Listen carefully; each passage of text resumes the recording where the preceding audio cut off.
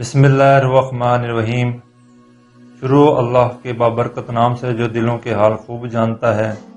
دیکھتی آنکھوں اور سنتے کانوں کو السلام علیکم۔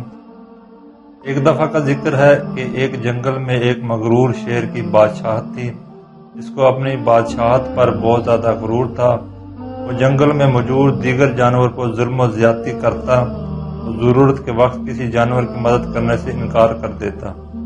کیونکہ اس کی بادشاہت تھی تو اس کا فرض تھا کہ وہ اپنی رعایا کا خیال رکھتا، لیکن افسوس وہ ایک اچھا بادشاہ ثابت نہ ہو سکا۔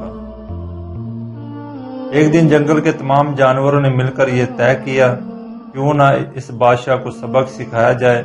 سب مل کر شیر بادشاہ کی خدمت میں حاضر ہوئے۔ مگرمچھ: بادشاہ سلامت، ہم نے آپ کے لیے آپ کے تالاب کے کنارے ایک خصوصی دعوت رکھی ہے جہاں آپ کے لیے خصوصی کھانے کا اہتمام کیا گیا ہے۔ وہاں بطخیں آپ کو مزے مزے کے کرتب دکھائیں گی اور آپ کو تالاب کی سیر بھی کروائیں گی۔ شیر بادشاہ یہ سب سن کر بہت خوش ہوا۔ اس نے دعوت کو قبول کر لیا۔ اگلے دن جب بادشاہ دعوت میں گیا تو وہاں سب سے پہلے بطخوں نے مزے مزے کے کرتب دکھائے، جنہیں دیکھ کر بادشاہ بہت خوش ہوا۔